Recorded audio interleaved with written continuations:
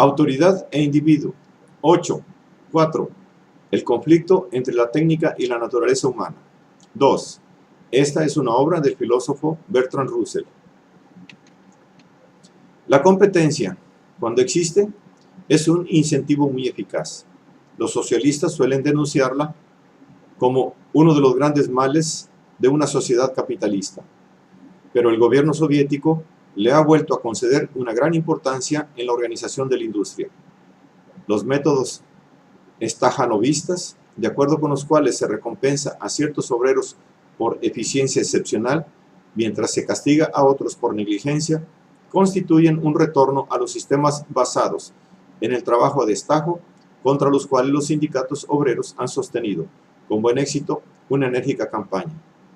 Para mí es indudable que estos sistemas tienen en Rusia las ventajas sobre las que antiguamente insistieron los capitalistas y las desventajas señaladas por los gremios obreros. Pero, como solución al problema psicológico, son sin duda inadecuados. Pero cuando la competencia sea censurable en muchas de sus formas, en mi opinión, ha de desempeñar un papel esencial como estímulo para la realización de un esfuerzo importante y en algunas esferas proporciona un escape relativamente inofensivo para esa clase de impulsos que de otra manera pueden conducir a la guerra. A nadie se le ocurre abogar por la abolición de la competencia de los juegos.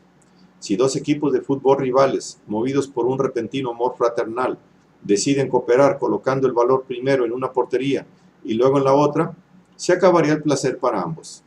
No existe ninguna razón para limitar a los deportes el estímulo que resulta de la competencia. La emulación entre equipos, localidades u organizaciones puede ser un incentivo provechoso. Pero para impedir que la competencia llegue a ser despiadada y nociva, el castigo por el fracaso no debe ser el desastre como sucede en la guerra o el hambre, como en la competencia económica no reglamentada, sino solo la pérdida de la gloria. El fútbol no sería un deporte grato si se condenara a muerte o se dejara morir de hambre a los equipos derrotados. Durante los últimos años se ha estado llevando a cabo en la Gran Bretaña un loable esfuerzo para despertar el sentido del deber. Hoy día es inevitable la sobriedad y la única salida consiste en aumentar la producción. Esto es innegable y en época de crisis un esfuerzo de esta especie es, sin duda, necesario. Pero el sentido del deber, por muy valioso e indispensable que sea en ocasiones, no es una solución permanente y su éxito no suele durar mucho. Significa un estado de tensión y una constante resistencia a los impulsos naturales que, si se prolongan, resultan agotadores y disminuyen las energías naturales. Si se incita al cumplimiento del deber, no ya invocando alguna simple ética tradicional, como la contenida en los 10 mandamientos, sino alegando razones económicas y políticas, el cansancio conducirá al escepticismo respecto a la validez de los argumentos empleados, y muchas personas acabarán por sentirse indiferentes o adaptarán alguna teoría falsa, con toda probabilidad, que ofrezca un camino más corto para alcanzar la prosperidad. Se suele estimular a los hombres con la esperanza o forzarles con el temor, pero si la esperanza y el temor han de ser eficaces, sin engendrar el aburrimiento, deben ser intensos e inmediatos.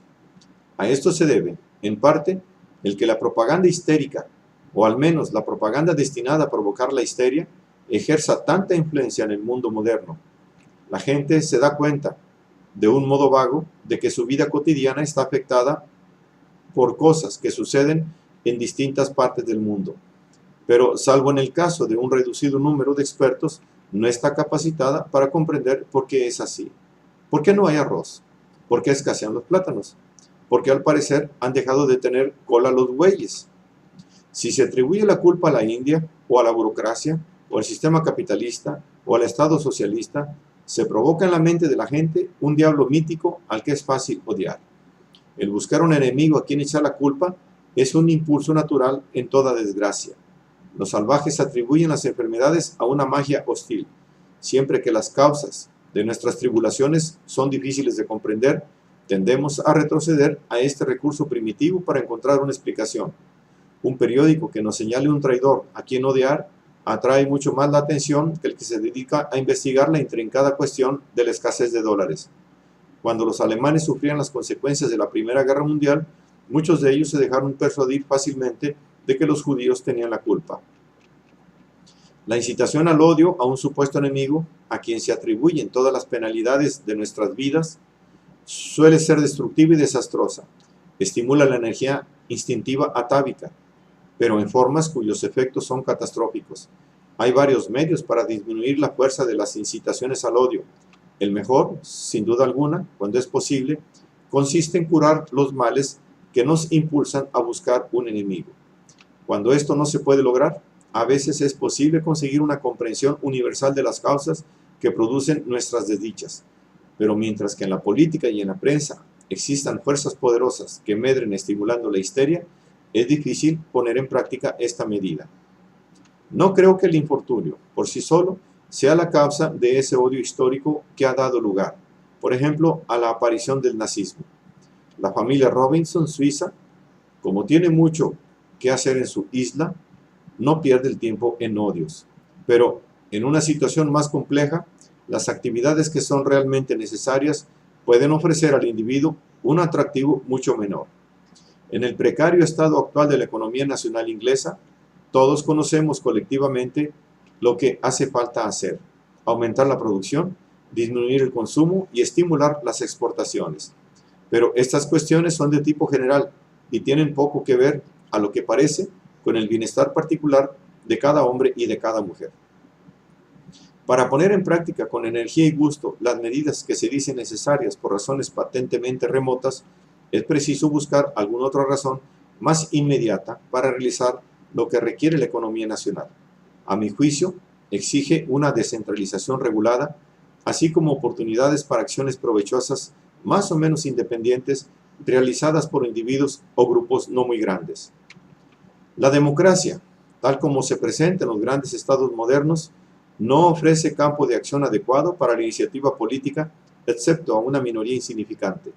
Solemos decir que lo que los griegos llamaban democracia no era tal democracia, puesto que se excluían las mujeres y los esclavos.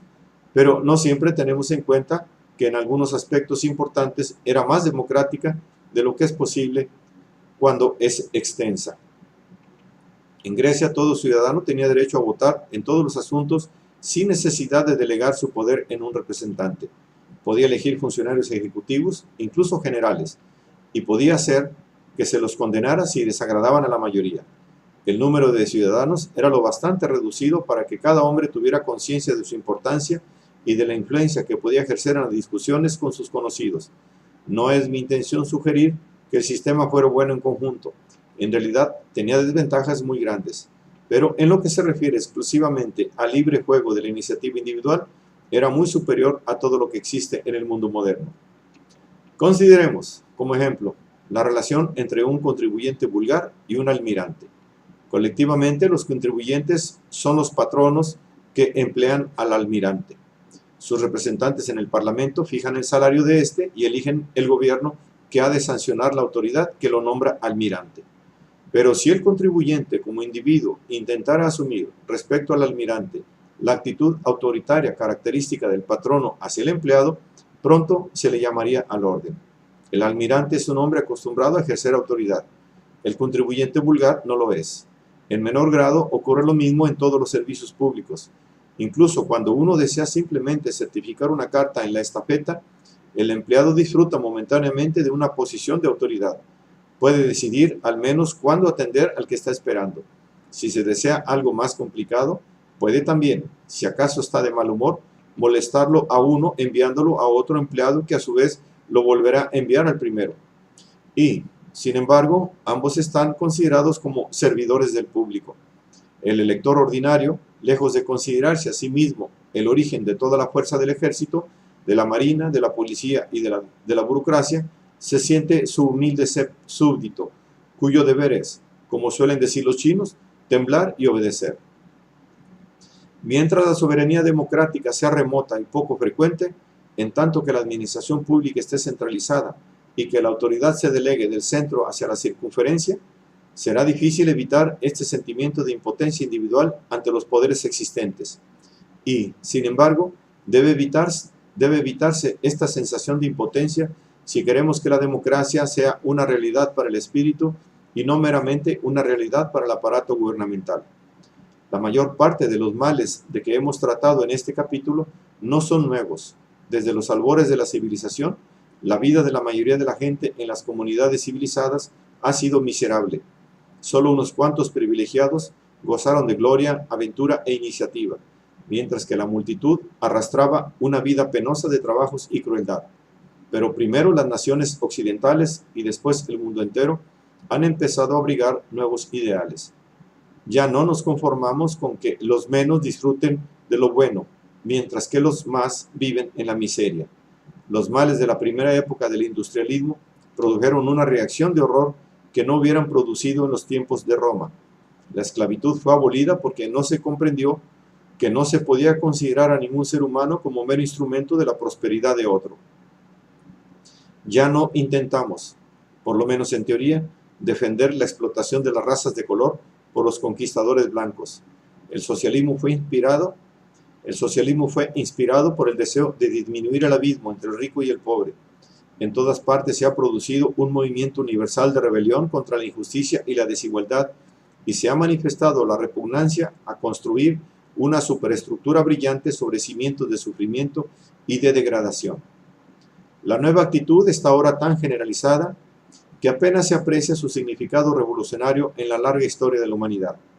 Conforme a esta perspectiva, los últimos 160 años aparecen como una revolución continua, inspirada por ese concepto. Tal creencia, al igual que todas las creencias nuevas que llegan a ejercer una influencia importante, ha ocasionado perturbaciones y requiere reajustes difíciles de llevar a cabo. Existe el peligro de que, lo mismo que ha sucedido con otros evangelios, los medios se confundan con los fines, con el resultado de que se olviden estos. Se corre el riesgo también de que, en el afán de alcanzar la igualdad, las cosas buenas, difíciles de distribuir imparcialmente, dejen por ello de considerarse como buenas. Algunas de las sociedades injustas del pasado ofrecían a una minoría ciertas oportunidades que, como nos descuidemos, la nueva sociedad que tratamos de construir no ofrecerá a nadie. Cuando hablo de los males actuales, no lo hago con la intención de sugerir que son más graves que las del pasado, sino únicamente para recalcar que lo que era bueno en el pasado debe conservarse en el futuro, procurando que no se pierda nada en la transición. Pero si se desea lograrlo, es necesario tener en cuenta algunas cosas que suelen olvidarse en los proyectos de utopías. Entre las cosas que corren peligro de ser sacrificadas a la igualdad democrática, quizás la más importante sea la dignidad. Por dignidad quiero dar a entender la parte buena del orgullo, es decir, lo que llamamos pundonor. La otra parte mala consiste en un sentido de superioridad. La dignidad impide que un hombre se comporte en forma abyecta cuando se encuentra en poder de enemigos, y le hace sentir que es él el que puede estar en lo justo aunque todo el mundo esté contra él. Si un hombre carece de esta cualidad, considerará infalible la opinión de la mayoría o la opinión del gobierno, y tal actitud, si se generaliza, hace imposible el progreso tanto moral como intelectual. Hasta ahora, la dignidad ha sido, por necesidad, virtud de la minoría. Donde quiera que exista una desigualdad de poder, no es probable que la encontramos entre los que están sometidos a la autoridad de otros. Una de las características más repulsivas de las tiranías es la forma en que obligan a las víctimas de la injusticia a rendir homenaje a los mismos que los maltratan. Los gladiadores romanos saludaban a los emperadores que, para divertirse, iban a hacer morir a la mitad de ellos.